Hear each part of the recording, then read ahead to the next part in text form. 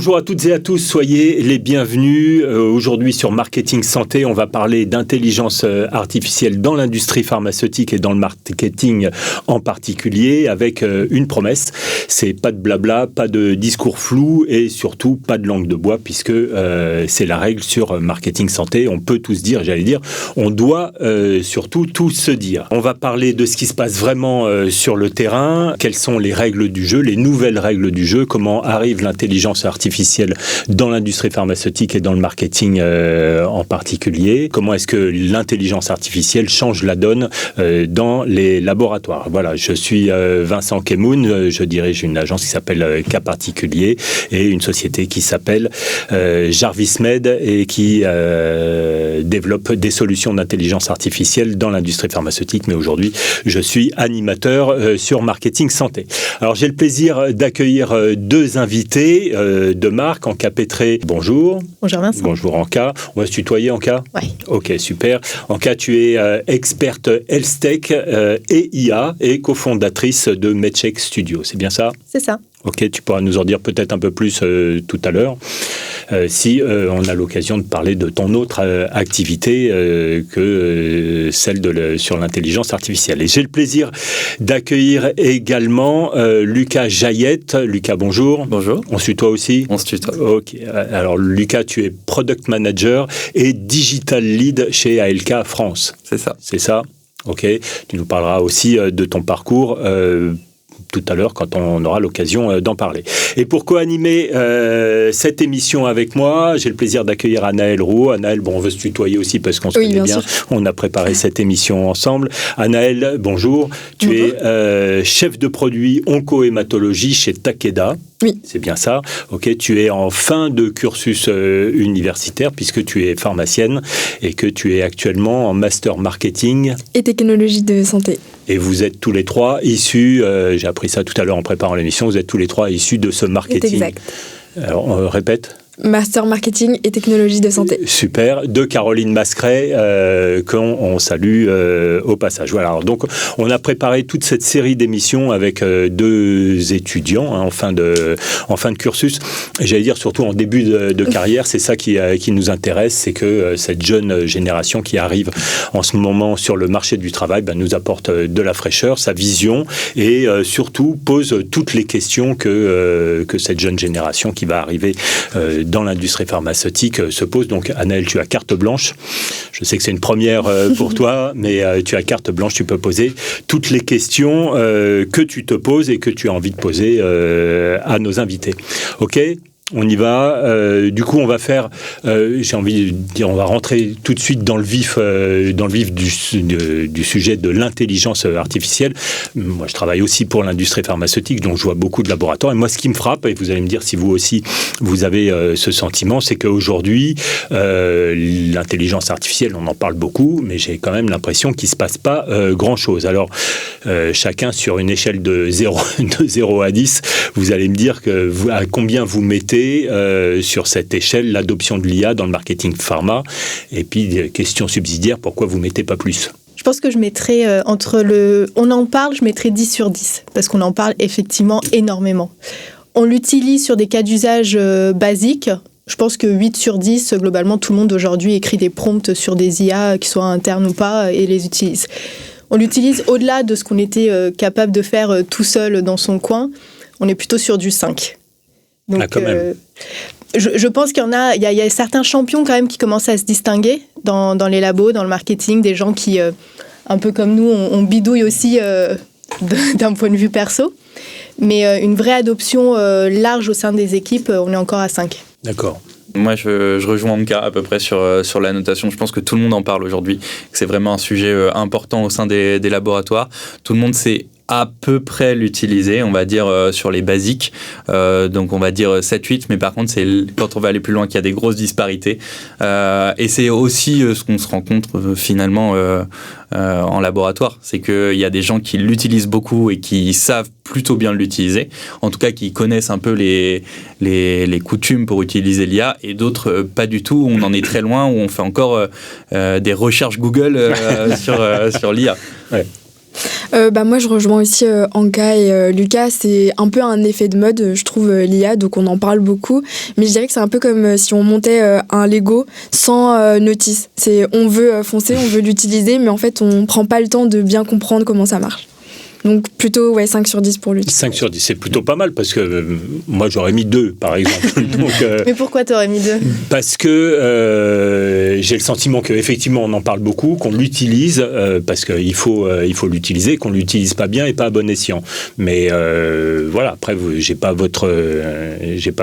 nécessairement votre vision. Nous à l'agence on l'utilise beaucoup, on est sous perfusion d'intelligence artificielle, c'est nos outils de travail quotidien.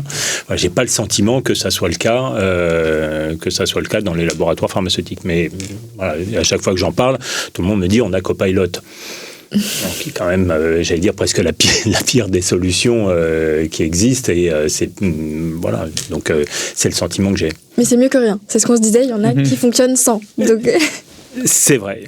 Alors, dans le marketing, Anka, toi qui es en contact avec les gens du marketing, qu'est-ce que tu observes vraiment ? Est-ce que, je vais un peu reposer la même question, est-ce que l'IA est utilisée au quotidien ou est-ce que on est encore, parce que tu parlais d'apprentissage ou en tout cas de cas d'utilisation assez restreints ? Alors déjà, j'aimerais souligner que le marketing, c'est peut-être la branche qui utilise le plus aujourd'hui l'IA générative dans l'industrie pharma. Et je parle notamment au niveau des filiales parce que c'est le sujet qui nous intéresse par rapport à peut-être d'autres départements qui l'utilisent beaucoup moins. Il y a une vraie appétence, un vrai besoin et une vraie utilisation qui se fait très spécifiquement sur le marketing et le médical. C'est ce qu'on a pu observer. En termes d'usage, je pense que tous les cas d'usage qui sont assez basiques de génère-moi un contenu, ça, c'est des choses qui sont globalement acquises. Maintenant, ce que je vois, c'est qu'il y a beaucoup ce qu'on appelle en anglais le lazy AI. C'est l'IA pour écrire un mail, l'IA pour générer du texte, l'IA pour balancer le énième truc sur les réseaux sociaux ou par approuve d'email ou autre. Et je pense qu'on est un peu en train de tomber dans ce travers où il y a beaucoup de KPI qui sont mis en place aujourd'hui pour voir combien de contenu est-ce qu'on crée. Il y a aussi combien de contenu on arrive à créer tout seul. Sans passer par des prestataires, ce genre de choses. Ce qui est très bien d'un point de vue purement quanti de mesurer ces choses-là, mais d'un point de vue quali, on se pose un petit peu moins la question. Et donc, on ne sait pas aujourd'hui, mon approuve d'email envoyé 100% écrit avec IA, est-ce qu'il a le même taux d'engagement que ce que je pouvais faire avant ? Et puis, au-delà de ça, au-delà de la création de contenu, je pense qu'aujourd'hui, on évolue vraiment vers un modèle où l'IA, c'est un assistant de réflexion plus que juste un créateur de contenu. Et ça, on n'y est pas encore pour le coup. Dans les labos, vous n'êtes pas encore à brainstormer, j'allais dire, avec l'intelligence artificielle ? Je pense que en fait ça dépend des personnes. Effectivement, le marketing, le médical, c'est un peu justement les pôles qui l'utilisent le plus. Mais même au sein de ces pôles-là, il y a des énormes disparités. On a des gens qui vont beaucoup l'utiliser et qui vont déjà être dans cette étape de je vais utiliser l'IA pour brainstormer avec moi et c'est moi finalement qui serai le décideur final. Et donc finalement, je vais donner un exemple bête, mais je vais faire une réponse à objection grâce à l'IA. Mais finalement, moi, je vais la retravailler derrière parce que c'est le marketeur, ou en tout cas le chef de produit, qui va envoyer son message et qui veut délivrer son message derrière. Et donc, on va le retravailler pour que ce soit juste aussi d'un point de vue scientifique. Parce qu'on pourra en reparler, mais il y a aussi des petites dérives d'un point de vue qualitatif qui peuvent être compliquées. Oui, je vous rejoins. Je pense qu'on utilise de plus en plus l'IA seulement comme un assistant pour de la rédaction et ce qui fait que notre cerveau commence un peu à, on va dire, redescendre en qualité, j'ai l'impression, parce que on va beaucoup moins utiliser. Et aussi, j'ai l'impression que utiliser l'IA de cette façon, ça va faire que toutes les campagnes vont se ressembler. Finalement, on va réécrire toujours les mêmes choses. Est-ce que on garde un peu de créativité ? Je sais pas. Alors, c'était une des questions que j'avais préparées, on va avancer comme ça. Est-ce que l'IA, justement, c'est pas un nouvel outil qui va vous permettre, dans les laboratoires, de retrouver de la créativité, de l'autonomie, parce que on a le sentiment aussi que tout est quand même très normé, que vous êtes obligé de travailler avec ce qui vient du global et que on a du mal vous avez moins d'autonomie que vous n'en avez eu par le passé. Hein. Je parle des chefs de produits ou avant, alors, je ne vais pas vous dire que c'était mieux avant puisque c'est pas le sujet, mais est-ce que ça vous donne plus de créativité ? Et plus d'autonomie et la possibilité de créer plus de choses, parce que du coup, vous n'êtes pas obligé forcément d'appeler des agences, par exemple. Je dirais qu'on a quand même besoin des agences parce que les outils qu'on utilise actuellement sont pas forcément développés pour aller dans la créativité. En tout cas, on utilise plutôt des outils internes au laboratoire et ils sont là surtout pour nous aider dans nos tâches, mais en tout cas, moi, je les ai pas encore assez poussés pour de la créativité. Mais je pense qu'en cas, tu peux peut-être plus répondre, parce que toi, tu travailles, tu es fondatrice de MedCheck Studio. Donc, dans tes activités, comment toi, tu t'en sers? Est-ce que ça t'aide à créer Oui, nous, quand on crée nos contenus, nos communautés, notamment sur la tech, on utilise beaucoup l'intelligence artificielle pour produire. Mais je pense que, je reviens un peu sur cette notion de lazy AI, je pense qu'il y a une façon de l'utiliser où c'est de se dire, on va l'utiliser pour ne pas avoir l'effet page blanche. Et on va l'utiliser pour générer du contenu. Et puis après, je repasserai dessus. La réalité, c'est qu'il y a beaucoup de choses sur lesquelles on ne repasse pas. Ouais, on utilise tel quel. On se dit, j'ai l'air vachement intelligent en écrivant ça. Et donc, en fait, on utilise tel quel. Et ça, je trouve que c'est une erreur. C'est une façon très paresseuse d'utiliser l'intelligence artificielle. C'est une façon, comme tu dis, on a l'impression de plus vraiment utiliser notre cerveau. Là où on a les meilleurs résultats, c'est quand on utilise quand même notre expertise à la base pour informer l'usage qui va être fait. On écrit des prompts dans lesquels on apporte nous-mêmes de la matière, un axe, une vision, une stratégie. On oriente en fait ce qu'on a envie d'avoir comme réponse. Et c'est une fois que nous, on a fait ce travail de réflexion sur qu'est-ce qu'on attend et où est-ce qu'on veut aller, qu'on l'insère, qu'on l'utilise en tant que prompt et que là, on a une réponse, qu'on peut faire des choses très, très créatives. Et moi, j'aime bien l'utiliser sur des choses où je me dis, de toute façon, jamais de ma vie, j'aurai le temps de faire ça. Donc, je vais le déléguer à une IA. Typiquement, aller regarder les 25 dernières propales qu'on a pu faire, essayer d'identifier des angles morts, des axes créatifs qu'on n'aurait pas explorés, enfin, des choses où je me dis, de toute façon, je ne vais pas prendre le temps de le faire. Donc, autant aller utiliser l'IA pour faire des choses que je n'aurais pas fait en temps normal. Et là, ça apporte une vraie valeur. Alors, est-ce que c'est un gain de temps, l'IA ? C'est clairement un gain de temps. On va pas se mentir, mais ça permet aussi, je pense, d'aller plus loin dans la réflexion sur certaines choses et de penser à des choses qui nous seraient pas forcément venues naturellement. De sortir un peu de notre zone de confort, nous auto-challenger aussi potentiellement. Et on parlait des agences de communication notamment. Je pense que finalement, quand on prompte l'IA, faut faire un petit peu comme quand on brief une agence de com. Si on lui donne pas tous les éléments, notre vision, tout ce qu'on a envie, on n'aura pas forcément le résultat derrière. Et l'avantage finalement ou l'inconvénient de l'agence de com, c'est que ceux qui vont utiliser l'IA, ça va se ressembler par rapport aux autres, mais ceux qui ne l'utiliseront pas, ou en tout cas qui l'utiliseront de la bonne façon pour s'auto-challenger sur les réflexions, etc., ils auront des contenus disruptifs à donner justement au laboratoire, et c'est là aussi où il y aura un avantage à passer par une agence qui justement ira plus loin dans la réflexion et qui va amener des idées auxquelles on n'aura pas forcément pensé. C'est tout l'intérêt de passer par une agence, parce que sinon on pourrait très bien le faire en interne avec la première idée qui me passe par la tête comme ça. Alors, c'est quoi bien utiliser une IA ? Parce que c'est plusieurs fois vous dites bien utiliser une IA. J'ai à peu près une idée de la réponse, mais pour vous, c'est quoi bien utiliser une IA ? C'est une grande question. Je pense que déjà, on va dire la façon dont on le prompte, la donnée qu'on lui donne, c'est important en tout cas. Et c'est comment on va utiliser le contenu qu'elle nous fournit aussi derrière. Si elle me donne quelque chose et que je le réutilise tel quel, est-ce que je l'utilise vraiment de la bonne façon ? Peut-être pas, et c'est ce que je disais tout à l'heure. Si je l'utilise moi pour faire une réponse à objection, effectivement, je vais lui donner un axe de réflexion et je vais l'orienter. Et ensuite, ce qu'elle va me donner, moi, je vais le retravailler pour être sûr que le message que je veux délivrer soit le bon et celui que j'ai envie de donner. Si je le donne comme ça, peut-être qu'il pourra être mal interprété, peut-être qu'il va être pas compris de la bonne façon aussi, et je pense que c'est pas l'objectif final. Et du coup, est-ce que c'est un gain de temps ? Ça reste un gain de temps, parce que toute la première phase de pré-rédaction, en tout cas, elle est, on va pas dire faite, mais quasiment. Et après, moi, je vais retravailler le message, je vais retravailler justement l'argumentaire sur tel point précis, j'ai envie d'orienter un peu plus, etc. Et c'est sur ça que je vais gagner du temps. Dans les laboratoires, est-ce que, là aussi, la question est un peu touchy, est-ce que pourquoi les IA ne sont pas toujours disponibles ? Pourquoi est-ce que vous n'avez pas, j'allais dire, entre guillemets, les bons outils à votre disposition ? Moi, ce que je peux voir d'un point de vue des labos avec lesquels on travaille, c'est que la vitesse à laquelle les outils évoluent et la vitesse d'intégration de ces outils dans les labos, il y a une décorrélation qui est immense. C'est-à-dire qu'aujourd'hui, quelqu'un qui veut lancer son propre ChatGPT interne va commencer le développement, va l'intégrer, mais le temps que ce soit déjà disponible, on est déjà 4 modèles plus loin de GPT. Sûr, ouais. Il y a déjà Copilot et Gemini et je sais pas quoi qui est sorti entre-temps.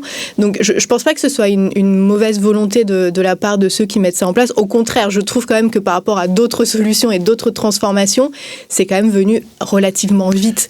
Mais c'est juste qu'il y a un décalage qui est quand même énorme. Et c'est pour ça que quand on a la chance de ne pas avoir certaines contraintes d'utilisation, on est beaucoup plus flexible sur les outils qu'on a. Qu'est-ce qui bloque le plus souvent ? Je pense que déjà, il y a un gros enjeu autour de la donnée pour les laboratoires. Et à juste titre, hein, parce qu'il y a quand même, quand on parle des brevets sur les médicaments, quand on parle d'études précliniques, tout ça, c'est quand même à fort enjeu.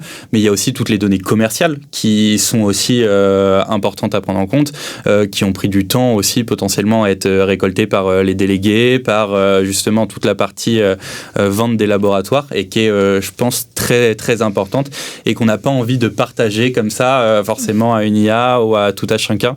Donc je pense que c'est ce gros enjeu-là en tout cas qui fait que ça freine un petit peu dans le développement aussi et qu'on peut pas justement forcément évoluer aussi vite en tout cas que des boîtes tech américaines par exemple ou même françaises hein, parce qu'il en existe aussi où ça va très très vite. Et toi, dans ton labo, tu as une IA interne. Est-ce qu'elle est très avancée par rapport aux IA qu'on a actuellement ? Elle est développée à quel niveau ? Moi, la mienne utilise GPT-5, si je dis pas de bêtises, ce qui est pas mal.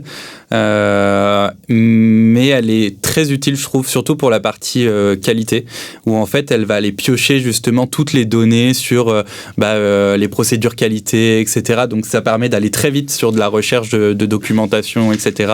Après, dans la pertinence des réponses en tant que telles, je pense qu'il y a des modèles un peu mieux aujourd'hui qui existent, mais en fait, je pense que ça dépend vraiment des cas d'usage. Et qu'est-ce que tu veux faire ? Parce que finalement, chaque modèle aura des cas d'usage un peu plus spécifiques et c'est aussi sur ça qu'il faut éduquer les personnes, savoir, là, j'ai envie de faire telle chose, je pense qu'il vaut mieux me diriger vers tel modèle ou vers tel modèle. Ouais. C'est un peu ça la difficulté qu'on rencontre aujourd'hui quand on est utilisateur, j'allais dire intensif, compulsif, obsessionnel d'IA, c'est de savoir aujourd'hui comment on crée un workflow et puis quelle IA on doit choisir. Et j'imagine que dans les labos, vous n'avez pas la possibilité. Alors que j'ai vu dans des labos qui ont des IA où ils peuvent choisir le modèle, hein, c'est ça ? Ça existe ça ? Ça existe. Ouais. Nous, on a tous les modèles GPT globalement. Bon, tout le monde utilise souvent le dernier. Du 5.2. Ouais. Voilà. Mais effectivement, il y en a qui vont même plus loin que ça. J'ai pas forcément la vision de tous les labos et en cas, tu pourras sûrement en dire plus que moi. Tu as sûrement une vision plus large que la mienne, mais effectivement, certains labos ont un choix plus large. Ouais. Oui, il y a des choix qui sont beaucoup plus larges, mais je pense qu'il y a cette idée reçue que le dernier modèle est forcément le meilleur, ce qui n'est pas forcément le cas. On sait aujourd'hui, les gens ont entendu parler du fait qu'il y a des modèles de raisonnement, des modèles sans... Il y a une espèce de confusion générale sur quel modèle j'utilise pour quoi faire. Nous, c'est vrai qu'on crée parfois un peu des arbres décisionnels pour nos clients pour leur dire, si vous voulez écrire un mail, n'allez pas utiliser un modèle de raisonnement qui va tourner pendant 2 minutes, ça ne sert à rien. Surtout, ça va donner des réponses longues. Enfin, c'est pas ce dont vous avez besoin. Donc, ceux qui ont la chance d'avoir le choix des modèles, je pense que ça vaut le coup quand même de passer 5 minutes pour se renseigner sur quel modèle j'utilise pour quel type de cas d'usage.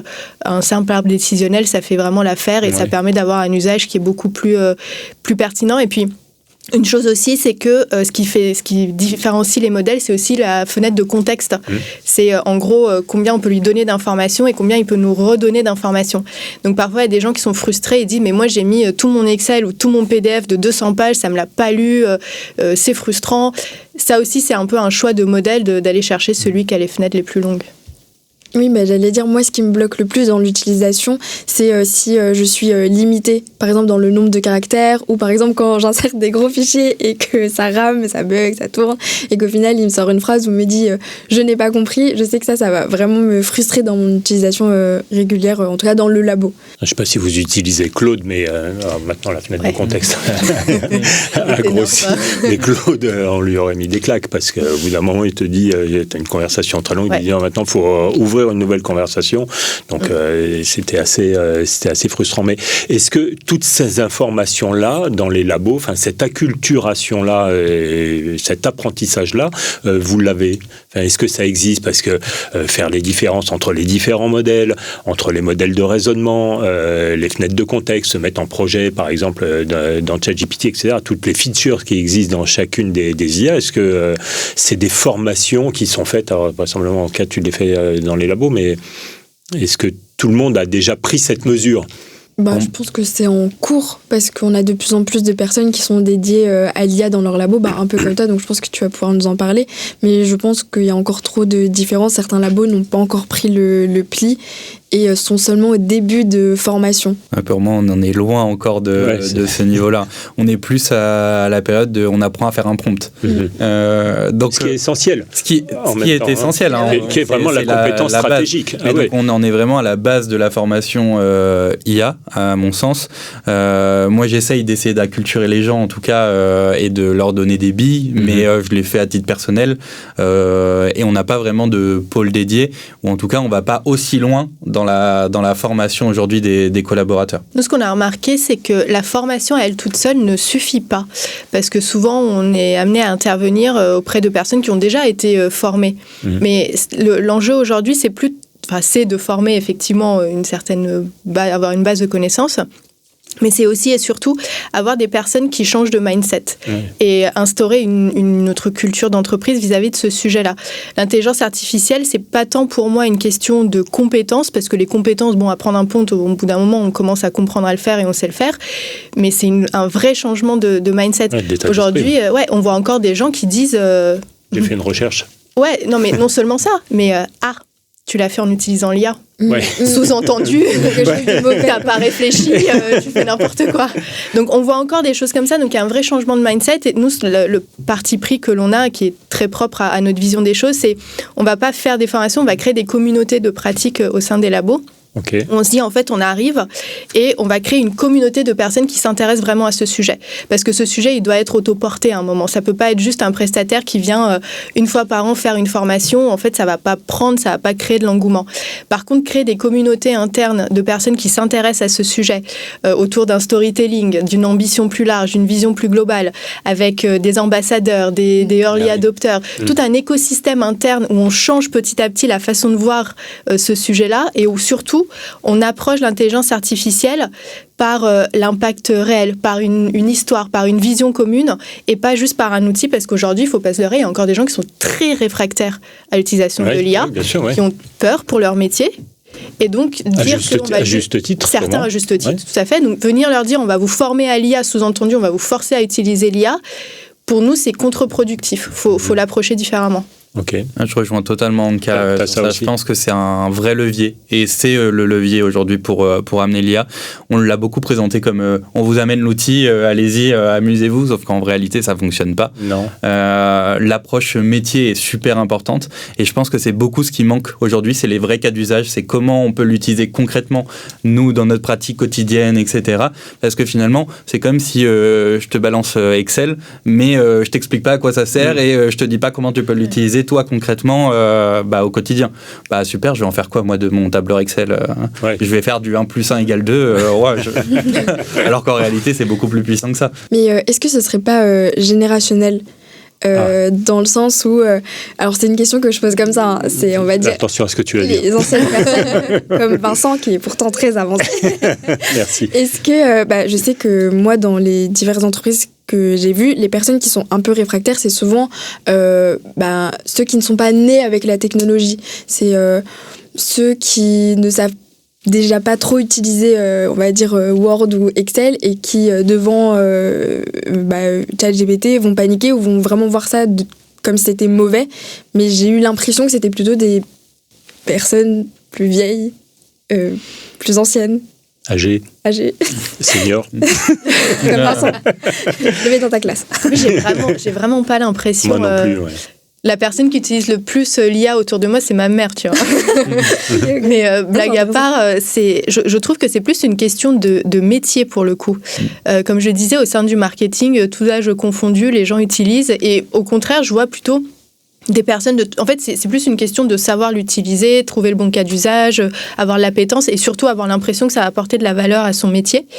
Il y a certains métiers où les gens sont beaucoup plus réfractaires parce que c'est plus des métiers aussi qui sont averses au risque. Typiquement dans les affaires réglementaires parfois ça peut arriver, dans le juridique, mais parce que c'est des métiers où la protection de la donnée, la véracité de la donnée, la lutte contre les biais, c'est des choses qui sont très ancrées dans ces métiers-là et donc il y a une certaine réticence à se dire est-ce que ce que ça me sort c'est bon. Mais au-delà de ça j'ai pas l'impression que ce soit une question d'âge. Okay. Moi je rejoins, je pense que les personnes réticentes peuvent être de tout âge. On en a de notre génération qui sont aussi réticentes et qui l'utilisent pas et qui sont hyper loin de tout ça, donc je pense que c'est vraiment dépendant de la personne et du métier effectivement, parce qu'il y a des métiers qui sont plus ou moins favorables à l'utilisation et qui l'utilisent en tout cas plus ou moins. Ouf. Merci d'avoir prêché pour ma paroisse, en tout cas pour ma génération. Moi, j'ai le sentiment, au début, quand l'IA est arrivée, non, plus sérieusement, quand l'IA est arrivée, j'ai eu le sentiment que, justement, la génération des gens de mon âge et un peu plus jeunes, c'est surtout une question d'expérience, parce qu'avec l'expérience qu'on a, on a quand même un peu roulé notre bosse, on a tout de suite vu où on pouvait, alors, pour ceux de ma génération qui ont adopté l'IA, on a vu, j'allais dire, presque plus rapidement que la jeune génération où on allait pouvoir mettre de l'IA. Alors après, tout ça c'est rattrapé, mais j'ai l'impression que cette génération qui avait plus d'expérience, et peut-être, je pense surtout que c'est une question d'appétence en fait, pour tout ce qui est nouveau. Voilà, c'est que... Après, moi, j'ai vu personne, à partir du moment où on montre que ça marche et que ça fait gagner du temps, qui disent non. Ouais. Donc, alors, en revanche, on a l'effet inverse, c'est-à-dire que si, moi je me rends compte que les gens qui l'utilisent, enfin qui ont testé et qui me disent bah non c'est nul, après c'est terminé, après on rame, enfin je sais pas si tu as ça toi dans le labo quand tu fais de l'acculturation, quand les gens te disent bah non mais j'ai essayé ChatGPT, alors souvent ils me disent j'ai fait une recherche sur ChatGPT, alors je dis aïe ça part mal et le résultat était nul. Bon après tu rames quand même pour les faire venir à l'intelligence artificielle, non ? Je trouve qu'il y a un peu un effet, une déception parce que les gens pensent que c'est magique. Il y a une espèce de truc où la première fois qu'on l'utilise, il y a un côté tellement impressionnant et on n'a jamais vu ça qu'on se dit c'est incroyable, ça va savoir tout faire. Et en fait, quand on commence vraiment à l'utiliser, on se rend compte que non, ça ne sait pas tout faire. Et du coup, il y a rapidement une désillusion. J'ai l'impression que c'est dû au fait qu'on forcément on l'utilise mal en fait quand on l'utilise comme ça. Et j'ai suivi une formation il y a quelques années qui disait la façon la plus simple de voir l'intelligence artificielle générative, c'est de voir ça comme un stagiaire qui a accès à énormément d'informations, mais qui reste un stagiaire. Donc il faut lui dire où aller chercher, comment il faut faire, quelle est la méthodologie, qu'est-ce qu'on attend comme résultat. À partir du moment où on voit l'IA pas comme une baguette magique, mais comme un stagiaire hyper doté, là en fait je trouve que ça ouvre plein de portes. Oui, bien sûr. On change complètement la perception. Ouais, je suis d'accord, je pense que c'est un point important, il faut bien l'expliquer, surtout quand on en parle avec les gens, pour pas qu'ils s'attendent à des résultats magiques juste avec une petite question comme on pourrait le faire dans Google aujourd'hui. Je pense qu'il faut vraiment justement leur dire qu'il faut nourrir l'IA, l'orienter, lui donner les indications, etc. si on veut arriver au résultat qu'on attend. Et c'est aussi tout l'intérêt d'apprendre à prompter finalement, on en parlait, mais c'est un peu la base finalement pour utiliser une IA. Pour moi, c'est la compétence stratégique. Le prompt, aujourd'hui, on parle de context engineering, presque plus de prompt engineering, c'est-à-dire apprendre à contextualiser pour rejoindre ce que tu disais, l'exemple du stagiaire, qui est le bon exemple. J'ai un stagiaire qui sait tout faire, mais qui ne sait pas comment le faire. Donc, si je lui dis demain, il faut que tu emmènes un paquet du point A au point B, si je lui dis pas le poids du paquet et la distance entre le point A et le point B, voilà, c'est souvent cette image qu'on donne aux gens, et tout de suite, ils comprennent qu'effectivement, ça ne sera pas une baguette magique. Est-ce que leur donner, les mettre, je dévie un peu du programme, mais c'est pas grave, mais l'idée me vient, est-ce que donner aux gens des cas d'usage perso, commencer par des cas d'usage perso, ça les met pas plus en confiance, et en tout cas, ça à un moment, ils se disent pas, tiens, ça pourrait aussi me servir dans le boulot.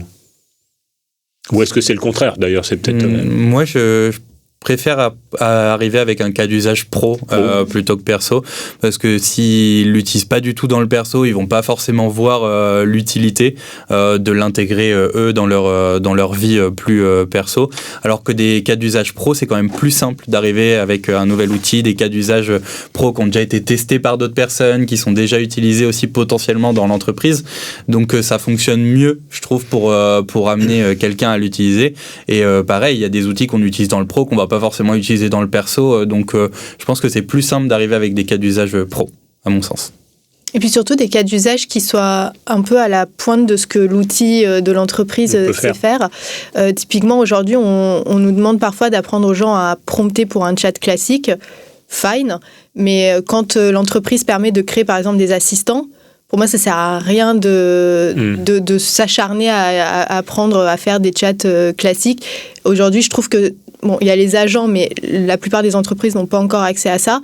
Mais sur les assistants, c'est là où il y a énormément de valeur à aller chercher, parce que c'est là où on va se débarrasser tout un tas de tâches qui sont répétitives, qu'on n'a plus besoin de prompter à chaque fois.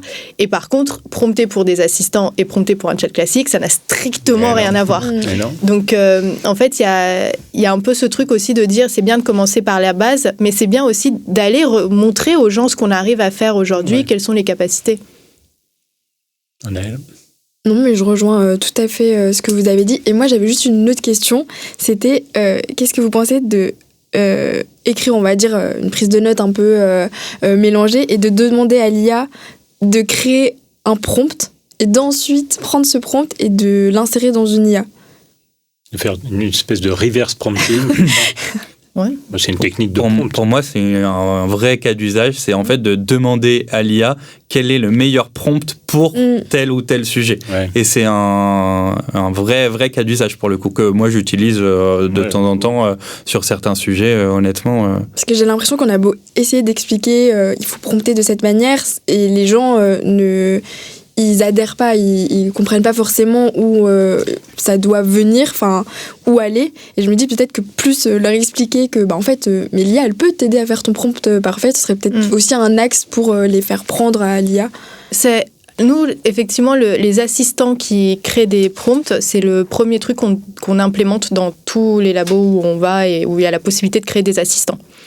Maintenant, c'est pas forcément toujours très utile de les utiliser tels quels. Typiquement, on dit que dans la façon d'écrire un bon prompt, il faut toujours donner un exemple. Mais si tu veux qu'une IA te donne des choses qui sont créatives, plus originales, si tu lui donnes un exemple, en fait, ça va rester dans cet exemple-là. Donc, c'est bien de le faire, mais il faut vraiment développer d'abord l'esprit critique et le regard critique sur ces choses-là, la compréhension de ce que c'est vraiment et comment c'est utilisé, avant de donner l'outil. Et une autre astuce que nous on peut utiliser aussi parfois, c'est en fait on crée des Word tout simples avec des prompts qui sont déjà préfaits quasiment, qu'on va donner aux personnes en mode t'as envie de faire tel cas d'usage, en fait t'as ce prompt là, donc c'est à toi de le compléter en fonction de ce que tu veux, mais en tout cas il est quasiment déjà pré-rédigé, ça leur évite de réfléchir à comment je vais faire un bon prompt, il faut que je mette telle chose, là on les a déjà orientés, et donc eux ça leur facilite aussi un peu la tâche. Bah ça, tu vois, moi je pense que ça va disparaître. Ouais, à terme, moi je pense aussi. Que oui. Je pense qu'en fait, il y aura des assistants qui vont les écrire, qui vont t'orienter, des assistants qui vont faire ces prompts-là de manière répétée. Mais les bibliothèques de prompts, je sais que tout le monde en a fait à un moment. Tout le monde en a vendu. Hyper barbant. Voilà. Et ça va jamais en plus. Voilà, on s'en sert très très rarement. Je pense que ça va disparaître, mais c'est bien pour commencer. Ouais, pour acculturer les gens, je trouve que c'est un bon moyen. Pour implémenter, c'est cool. Non, il faut qu'on avance sur les techniques de prompt. On pourrait y passer presque la journée. Il y a un sujet que vous avez presque abordé, c'est le sujet de ce qu'on appelle le shadow IA, puisque j'ai essayé de mélanger le pro et le perso tout à l'heure, c'est-à-dire l'utilisation de ces IA perso à des fins pro. Ok, est-ce que, en cas, tu peux peut-être nous parler du phénomène du shadow IA. Est-ce que c'est un phénomène que vous connaissez, que vous faites vous-même? Alors, je sais que j'ai dit que tu étais chez Takeda, chez ALK, donc, mais n'hésitez pas, on peut en parler. Et puis surtout dans les commentaires, si vous voulez commenter le sujet du shadow IA, n'hésitez pas. Et puis si vous voulez liker la vidéo qui est sur YouTube, vous activez le petit pouce. Voilà. En cas, pardon. Alors oui, le Shadow IA, c'est quelque chose qui existe. Certainement que vous ne le pratiquez pas, mais néanmoins, c'est quelque chose qui existe. Après, je rejoins ce que disait Lucas tout à l'heure, c'est que il y a un vrai enjeu de confidentialité des données qui est très très important en entreprise. Il faut être très conscient de ça et donc ne pas utiliser des outils qui ne sont pas approuvés par l'entreprise avec des données personnelles, des données confidentielles. Maintenant, il y a tout un tas de cas d'usage qui ne sont pas de l'ordre de la donnée confidentielle. Là-dessus, je pense qu'on peut avoir une certaine marge de manœuvre. Maintenant, je sais que la plupart de nos clients bloquent ces outils-là en entreprise, donc il faut le faire en dehors de son temps de travail, ce genre de choses. Je trouve que sur certains cas d'usage, c'est un petit peu dommage, notamment, je pense que pour les personnes dont le rôle dans l'entreprise, c'est d'être un peu champion, ambassadeur, découvreur de ces sujets-là, il faudrait qu'il y ait une certaine marge de manœuvre pour justement aller à la découverte de ces sujets-là et pas que ce soit bloqué d'emblée, mais toujours avec ce warning de la confidentialité des données. Et c'est un warning qu'on s'applique aussi en tant qu'agent. Je pense qu'il faut faire aussi un petit peu attention à pas mettre non plus toutes les données confidentielles de nos clients partout. Mais il y a un truc que j'ai l'impression que personne n'en parle, c'est qu'on peut quand même paramétrer ces outils pour pas qu'ils apprennent sur les données qu'on leur fournit. Et ça, c'est tout bête, mais à partir du moment où on paramètre ChatGPT, Gemini et compagnie, pour pas que ça apprenne sur les données qu'on donne. Alors oui, les données vont être stockées sur des serveurs qui appartiennent à ces entreprises. Pendant 30 jours. Mais néanmoins, ce ne sera pas réutilisé pour l'apprentissage des modèles.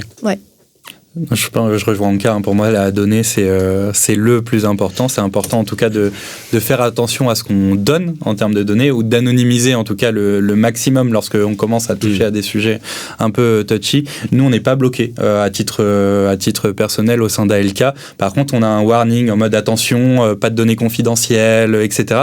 Donc ça nous permet quand même d'utiliser des choses et effectivement suivant les cas d'usage, il y a des cas d'usage où je mets 0 données confidentielles à l'intérieur, c'est que des choses publiques. J'utilise des bases de données publiques, il n'y a rien de confidentiel, donc il n'y a pas de sujet à avoir, et ça permet de tester justement sur certains cas d'usage différents types d'IA, différentes choses qui peuvent être intéressants, et parfois aussi d'ouvrir et d'acculturer l'esprit à certaines personnes en mode tiens, il y a telle chose qui est sortie, regarde un peu ce que j'ai pu faire avec ça, alors qu'il n'y a rien de confidentiel, c'est juste pour montrer un peu ce qu'on est capable de faire aujourd'hui, mais c'est vrai que la donnée en tout cas est importante et il faut faire attention à ce qu'on met dedans, mais comme on l'a dit, il y a des moyens aussi de contrer et de paramétrer un peu tout ça. Pour moi, il y a un autre, après je te passe la parole, Anna, mais il y a un autre biais du Shadow IA, c'est d'utiliser l'IA, et il y a la donnée, on est bien d'accord, mais l'utiliser à mauvais escient en l'utilisant mal, donc en promptant mal, par exemple, et de sortir, parce que utiliser une IA, c'est quand même lutter en permanence contre les phénomènes d'hallucination. Donc si j'utilise mal mon IA perso à des fins professionnelles, j'ai des chances de sortir des énormités, voire des conneries, des hallucinations, et donc je travaille hors contrôle. Est-ce que c'est des choses, toi, comme, par exemple, si tu fais du Shadow IA, je sais que tu n'en fais pas, mais admettons que tu en fasses, est-ce que quel warning tu te mets, quel warning tu te mettrais, pardon? Je rejoins ce que Lucas et Anka disaient, il faut juste faire très attention aux données qu'on va mettre, et tant qu'on ne met pas le nom du laboratoire, tant qu'on ne met pas d'informations qui proviennent vraiment du labo et qui sont des infos publiques, je pense qu'on peut le faire. Alors après, moi, je le fais pas dans le cadre de mon travail, mais non, bien sûr. Mais je peux comprendre, par contre, qu'on soit tenté de le faire, parce que encore une fois, des fois, la réflexion, on a envie aussi. C'est un peu comme si on demandait l'avis à quelqu'un d'autre. On a besoin d'avoir des avis un peu divers pour se dire j'ai besoin de faire un choix. Donc je peux comprendre qu'on soit tenté, et aussi parce que l'outil qu'on va avoir dans notre labo n'est peut-être pas assez rapide, ou tout simplement l'ergonomie n'est pas à sa propre convenance. Mais après, c'est personne dépendant. Et moi, je trouve que l'ergonomie, c'est hyper important aussi. Voilà. C'est-à-dire ? Si l'outil... si l'outil n'est pas joli, mais par exemple, s'il n'est pas assez, moderne, il fait trop archaïque, ou si on ne peut pas avoir autant d'options, je sais que moi, ça va me freiner dans mon utilisation, par exemple. Si l'interface est moche, quoi. Alors, on ne peut pas dire que ChatGPT ou Gemini plutôt dans ceux qui sont internes au labo. Ah, ok. Souvent, c'est des outils où l'UX c'est quand même pas travaillé. Non. On va pas se mentir. Alors qu'on est habitué aujourd'hui à avoir tout qui est ultra travaillé pour l'interface utilisateur, l'expérience utilisateur. Et je pense que c'est aussi très important aujourd'hui de travailler ça. Déjà pour qu'on comprenne bien où on va, comment on l'utilise et que ce soit assez simple et fluide. Et après, quand on parle aussi des hallucinations, etc., je pense que c'est important de garder un esprit critique, en fait, tout simplement sur tout ce qui va être sorti par l'IA. Et je le donnais comme exemple tout à l'heure, mais quand je lui demande moi de me faire une réponse à objection par exemple, je suis obligé de repasser derrière parce que forcément il y a des choses qui vont pas aller, il y a des choses qui vont pas être justes aussi d'un point de vue scientifique.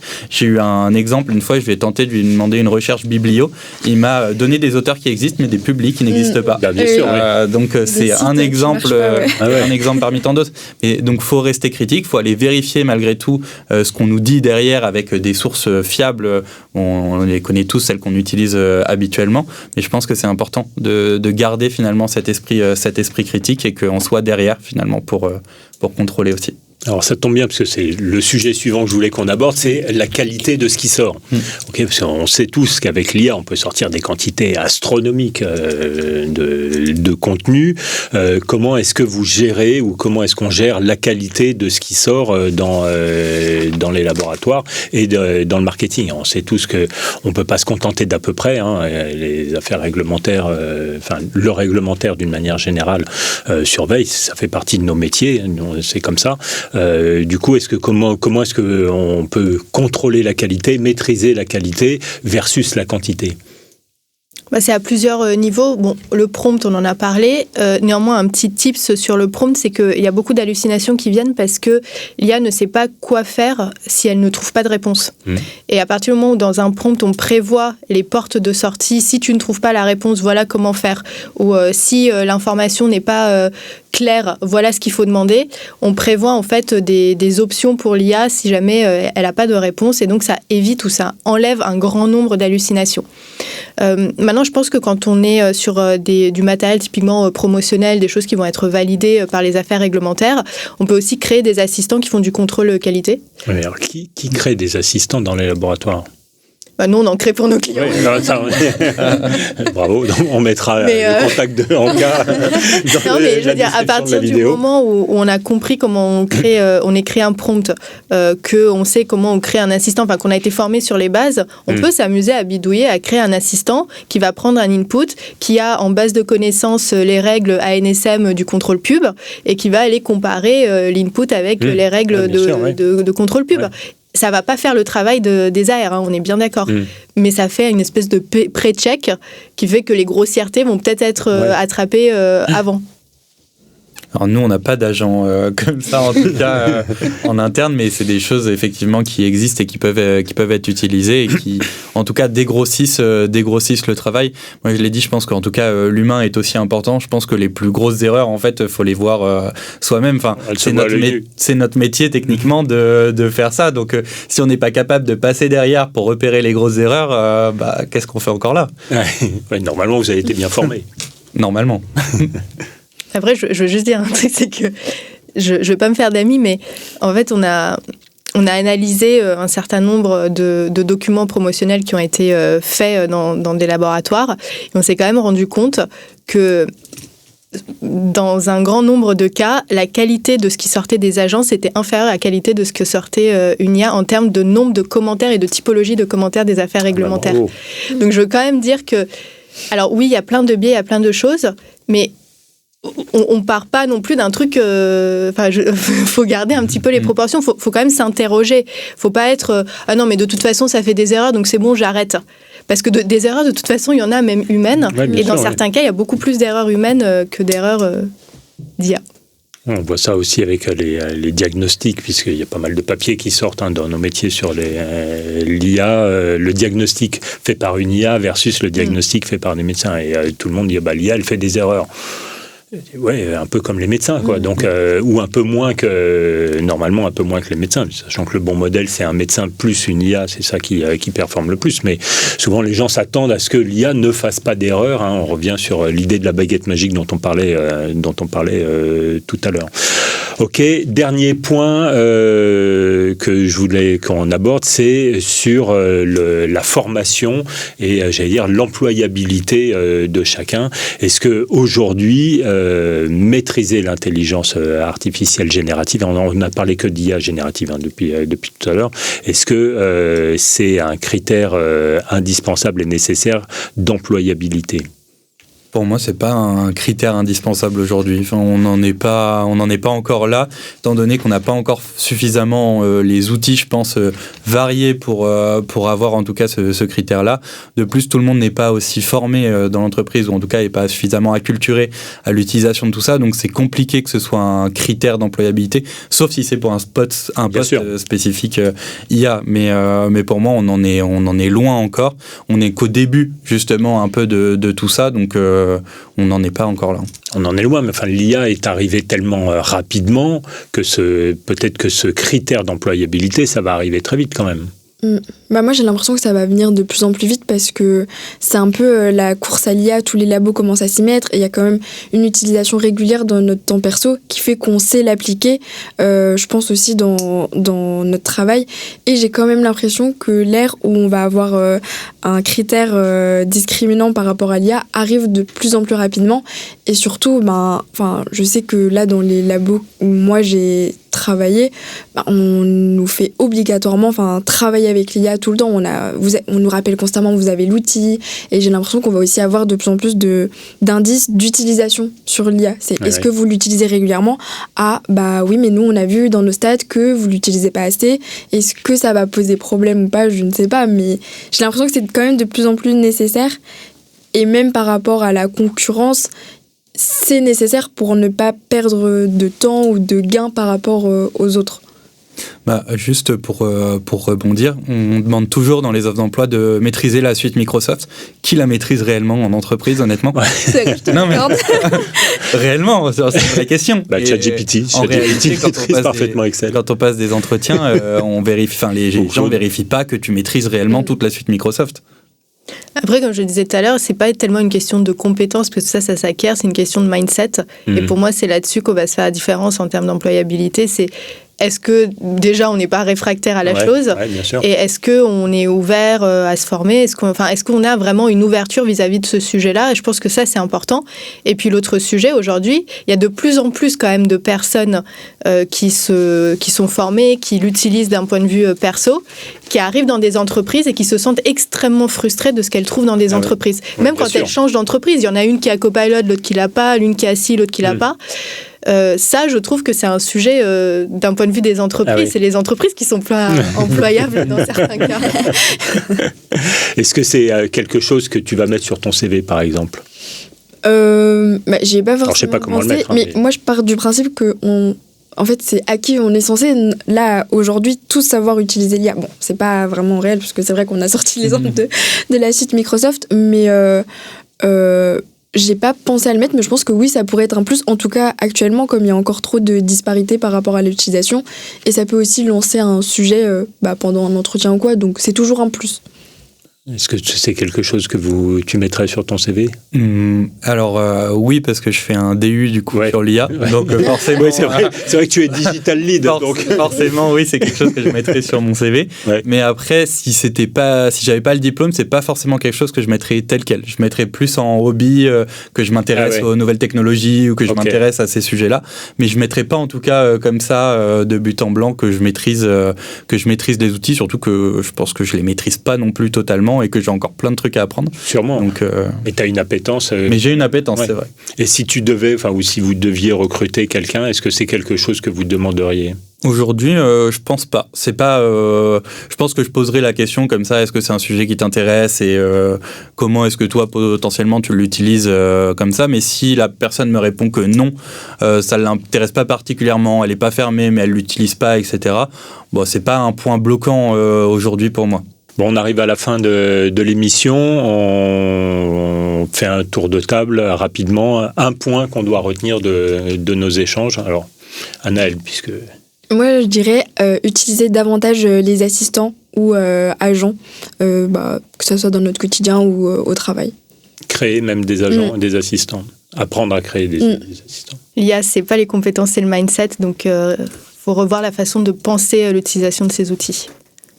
Intéressez-vous et gardez un esprit critique. Merci à tous les trois et merci à vous de nous avoir suivis. N'oubliez pas de liker cette vidéo, de vous abonner à la chaîne, d'activer la cloche pour rester informé des nouvelles mises en ligne, des nouvelles vidéos. Voilà, j'espère que cette émission vous a plu et vous a apporté un regard différent sur l'adoption de l'intelligence artificielle dans l'industrie pharmaceutique et dans le marketing en particulier. Je vous donne rendez-vous très vite pour un nouveau sujet, de nouveaux invités, un nouveau débat sur marketing santé. À bientôt. Merci. Au revoir. Merci. Merci.